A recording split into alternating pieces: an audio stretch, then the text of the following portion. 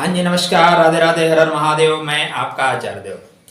ज्योतिष ईश्वर का मानव मात्र के लिए दिया हुआ वो प्रसाद है जो उसके चित्र चरित्र भविष्य सबको बदल सकता है। हमारे सुख के साधनों को सही ढंग से उपलब्ध कराना ज्योतिष का कार्य है, पथ प्रदर्शन का कार्य है। ज्योतिष दरअसल भविष्य बांचने का विषय ना होकर सही पथ निर्धारण का विषय है और सही पथ से मंजिल 100% प्राप्त की जा सकती है।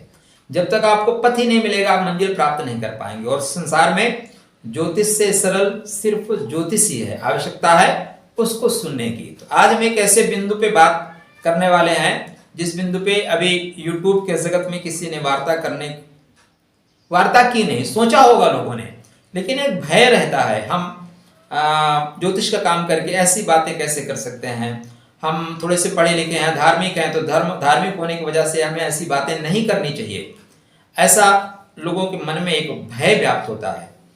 देखिए, ज्योतिष धर्म, अर्थ, काम और मोक्ष की बात करता है। आपके 12 भावों में कुंडली को बांटा गया है। तीन खंड जो है, प्रत्येक कुंडली में 3 खंड दिए हैं, धर्म के, 3 अर्थ के, 3 काम के, 3 मोक्ष के। तो जब आपके कुंडली में 25% एक पार्ट के लिए बना हुआ है तो कैसे आप उसको छोड़ दोगे। आज हम चर्चा करेंगे हम विवाह क्यों करते हैं, विवाह किस लिए करना, विवाह का उद्देश्य क्या है, विवाह में योनि मिलान क्या है, विवाह में कुंडली मिलान क्या है, क्यों करना चाहिए।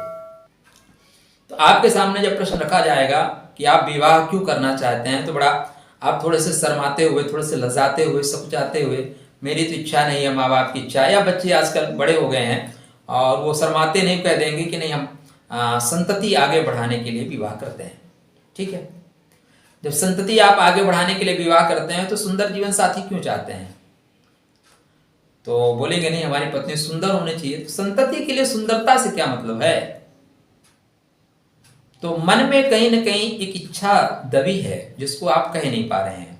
आप देखिए ना, हमारे यहाँ जो अभी परिपाटी चल रही है देखने की, क्या देखने जाते हैं आप, लोग बोलेंगे बहुत सुंदर और बहुत सुंदर लड़की है। सुंदर लड़की है का क्या मतलब है, सीधे से मतलब है एक ऐसा, हम शब्द गलत हो जाएगा उसको यहाँ पे नहीं प्रयोग करेंगे, एक ऐसा साधन ढूंढना चाहते हैं जिससे सेक्स की पूर्ति हो सके। सीधा सा अगर आप कहना चाहें तो हम कभी नहीं देखते कि बेटी अच्छा बात करती है, उसके अंदर कला क्या है, उसके अंदर गुण क्या है, परिवार को संयुक्त करके रखेगी कि नहीं रखेगी, इस पे हमारी ध्यान नहीं जाती। हमारे ध्यान जाती है सुंदरता पे।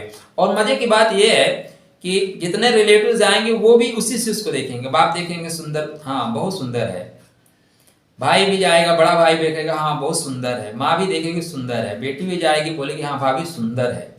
ये जो सुंदर है ना, ये दरअसल कुछ नहीं है, एक आप लोग तलाश कर रहे हैं सेक्स आइटम की, बस इससे सेक्स की पूर्ति हो सके ऐसे तलाश कर रहे हैं। कड़वा है लेकिन सच है।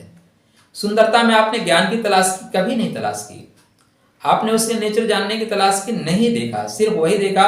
और अगला व्यक्ति भी जाएगा उस दिन प्रॉपर तरीके से ब्यूटी पार्लर में 2 घंटा बिता के आएगा, नैन नक्श अच्छे होने चाहिए, बाल की कटिंग और पता नहीं कितना कितना लोग पाउडर शाउडर लगा के मेंटेन अपने आप को एक मार्केट में सामान की तरह, प्रोडक्ट की तरह सजा के बैठ जाते हैं। आओ मैं बिकने के लिए तैयार हूं, मैं बिकना चाहती हूं, मैं प्रोडक्ट हूं। और अगला आदमी भी प्रोडक्ट खरीदने के लिए तैयार है, उसका पैसे बहुत है तो सोचता नहीं हमें अच्छा प्रोडक्ट चाहिए, नॉर्मल प्रोडक्ट क्यों चाहिए। तो ये भावना ही खराब है कि हम संतान के लिए करते हैं। दरअसल ये जीवन में जो पति पत्नी का या जीवन साथी का रिलेशन है, ये सेक्स संबंधों की पूर्ति के लिए ही है। इस सच को हम स्वीकार नहीं कर पाते, स्वीकार करना चाहिए। तो आज हम बात ये करेंगे कि आपके कुंडली में 3 पार्ट जो है काम से संबंधित हैं। आपका जो तृतीय पार्ट है, तीसरा भाव, वो काम से संबंधित है, सप्तम भाव काम से संबंधित है और एकादश भाव काम से संबंधित है। 3 भावों की क्या आवश्यकता थी, ये 3 भाव क्यों दिए गए। काम के लिए तो 1 भाव बहुत है ना, काम उपेक्षित हम समझते हैं, तो काम के लिए 3 भाव क्यों दिए गए। तो देखिए 3 तरह के काम होते हैं। एक तो काम नॉर्मल ढंग से जिसको हम काम बोलते हैं, सेक्स बोलते हैं उसको। आप अपना वैवाहिक जीवन किसके लिए स्टार्ट करना चाहते हैं, सेक्स के लिए।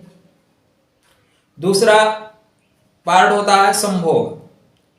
संभोग के लिए आप जीवन में जीवन साथी के साथ जाना चाहते हैं। अभी आप, और तीसरा पार्ट है जो है आपकी कुंडली में, वो है समाधि के लिए। समाधि के लिए जाना चाहते हैं, किस उद्देश्य के तहत जीवन साथी को चुनना चाहते हैं? सेक्स के लिए, संभोग के लिए, समाधि के लिए। आप लोगों के मन में बहुत सा होगा कि दोनों एक ही वर्ड हैं, एक को इंग्लिश में एक को हिंदी में कह दिया गया, नहीं, अलग अलग है। कैसे समझाएं आपको? राधे राधे। हाँ चलिए, एक छोटा सा उदाहरण आपके बीच से लेता हूं। आपको आप खाना खाने की इच्छा है, आप कहीं भी खाना खा सकते हैं। आपको खाना खाने की इच्छा है, कहीं भी खाना खा सकते हैं। ये आपका प्रथम है, जिसको बोलते हैं सेक्स।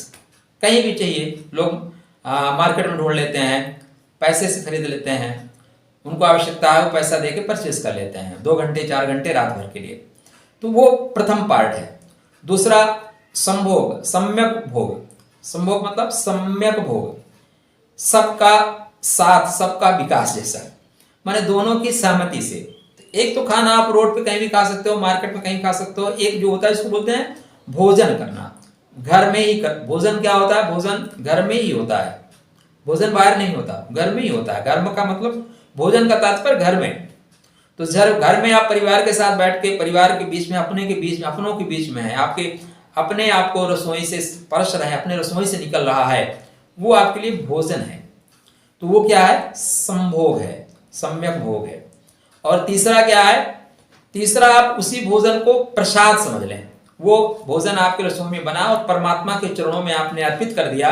अर्पित करने के पश्चात अब आप उसको जो है प्रसाद समझ के ग्रहण कर रहे हैं, वो है समाधि।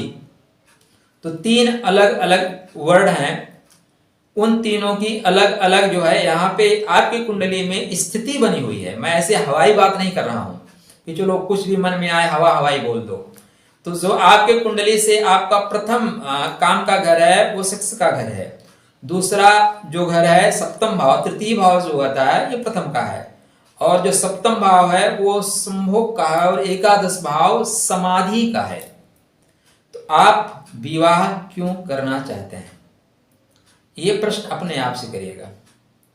तो आपके मोटा मोटा समाज को जटने के लिए एक ही प्रश्न आएगा, संतान उत्पत्ति के लिए। तो अगर आप इन तीनों में से आगे बढ़ना चाहते हैं, देखिए रोड पे तो आपको हर जगह खाना मिल जाएगा, कहीं भी खड़े होकर खाना खाना चाहते हो, उसके लिए कुंडली मिलाने की आवश्यकता नहीं है, वो आपको खाना मिल ही जाएगा। लेकिन कभी कभी ये खाना भी आजकल के वक्त में नसीब नहीं हो रहा है। आपकी कुंडली में अगर प्रथम भाव बुरी तरह से पीड़ित हो गया तो उम्र के प्रथम पड़ाव में आपको ये मिलेगा ही नहीं। अब आपकी उम्र में आपको भोजन कब मिलेगा और खाना खाना है तो कब मिलेगा, भोजन कब मिलेगा, प्रसाद कब मिलेगा, ये तीनों आप देख सकते हैं किस अवस्था में आपको सुख की प्राप्ति होगी। तो अगर आप चाहते हैं कि आपके जीवन में प्रथम तरह का प्रेम आए, सेक्स आए, तो आप अपने कुंडली में तृतीय भाव को देखिए।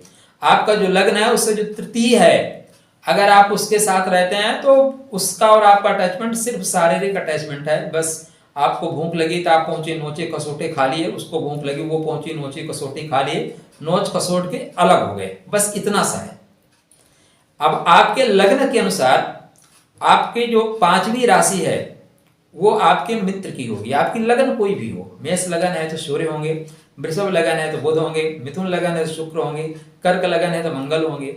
अगर 5वीं है तो आपके बीच में प्रेम रहेगा और आप संतान के लिए फोकस करेंगे, क्योंकि उस जीवन में जा रहे हैं तो सेक्स तो अनिवार्य है, लेकिन संतान के लिए आप फोकस करेंगे। लेकिन अगर सप्तम है तो ये सम्यक भोग है। आपकी लग्न राशि, आपकी लग्न राशि छोड़ दीजिए, आपकी लग्न से सप्तम अगर उस जातिका का लग्न है तो आप जीवन में प्रथम से द्वितीय चरण की ओर बढ़ेंगे, द्वितीय चरण की ओर बढ़ेंगे। अब आप अपने जीवन में ये तय कर सकते हैं कि हमें प्रथम स्तर पे रहना है धरातल के, या धरातल से दूसरे स्तर पे उठना है। क्योंकि ध्यान रखिएगा हर काम के घर के बाद ही मोक्ष का घर है। तो जितने तथाकथित सुघोषित अपने आप को महात्मा कहते हैं, शंकराचार्य कहते हैं, उनको इस बात का ज्ञान होना चाहिए कि मोक्ष के पहले जो है काम का घर है। धर्म अर्थ काम मोक्ष, प्रथम धर्म है, द्वितीय अर्थ है, तीसरा काम है, चतुर्थ मोक्ष है, पंचम धर्म है, ठीक है ना, षष्टम अर्थ है, सप्तम काम है और अष्टम मोक्ष है। नवम धर्म है, दसम अर्थ है, एकादश काम है और द्वादश मोक्ष है। तो मोक्ष के किस चरण में आप हैं उसके पहले ये देखना होगा काम के किस चरण में आप हैं। तो अगर दूसरे चरण को आपको चाहिए, आप दोनों संतुष्ट होना चाहते हैं, दोनों आप शरीर के स्तर से उठ के आत्मा की स्तर की ओर जाना चाहते हैं, शरीर से उठना चाहते हैं, तब आपको ध्यान देना होगा आपकी जो लग्न राशि है उससे सप्तम राशि, उससे पंचम राशि और नवम राशि यदि है, सप्तम पंचम नवम राशि नहीं लग्न, तब आपको ये ऊंचे उठने की ओर सहायता प्रदान करेगी।